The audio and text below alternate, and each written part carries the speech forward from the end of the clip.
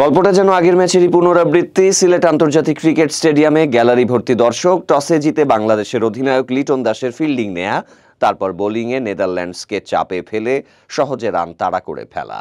পার্থক্য শুধু ম্যাচের দৈর্ঘ্যে। প্রথম ম্যাচ শেষ হয়েছিল 33.3 ওভারে, আর দ্বিতীয়টি শেষ হয় মাত্র 30.4 ওভারে। পার্থক্য আছে জয়ের ব্যবধানেও। প্রথম ম্যাচে 8 উইকেটে জয়, দ্বিতীয় ম্যাচে আরও বড় ব্যবধান 9 উইকেটে। এই জয় সিরিজের শেষ ম্যাচটিকে আনুষ্ঠানিকতায় পরিণত করে আগেই ট্রফি জিতে নিয়েছে টাইগাররা। শ্রীলঙ্কা ও পাকিস্তানের পর নেদারল্যান্ডসকে হারিয়ে টি-20তে টানা তৃতীয় সিরিজ জয় করল টাইগাররা। তবে এমন জয়ের পরও প্রশ্ন থেকেই যায়, প্রতিপক্ষ দুর্বল হওয়ায় নেদারল্যান্ডসের বিপক্ষে এমন ফলাফল প্রত্যাশিতই ছিল?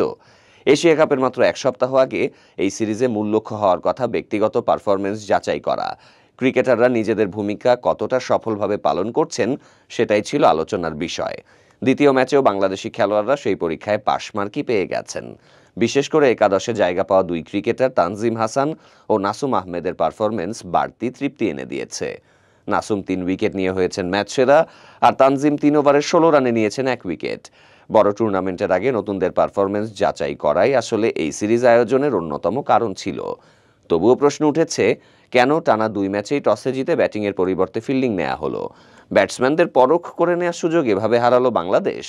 যদিও টিম ম্যানেজমেন্টের দাবি, প্রতিপক্ষ যত দুর্বলই হোক না কেন, আন্তর্জাতিক ম্যাচে জয়ের কথাই আগে ভাবা হয়।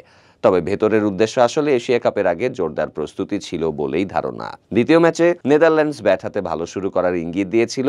প্রথম 2 ওভারে আসে 14 রান, কিন্তু তৃতীয় ওভারে বোলিংয়ে এসে নাসুম আহমেদ একাই ম্যাচের গতি পাল্টে দেন।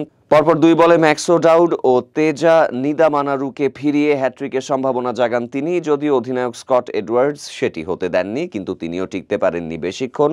11 বলে মাত্র 9 রান করে তাসকিনের শিকার হন। 10ম ওভারে আরও 2 উইকেট হারিয়ে নেদারল্যান্ডস তখন 62 রানে 6 উইকেট হারিয়ে বেশ চাপে পড়ে যায়। শেষ দিকে আরিয়ান দত্ত কিছুটা প্রতিরোধ গড়েন। তার 24 বলে 30 রানের ইনিংসটি 3-4 ও একটি ছক্কায় ছিল। এর সুবাদে নেদারল্যান্ডস 3 অঙ্ক ছুঁতে সক্ষম হয়।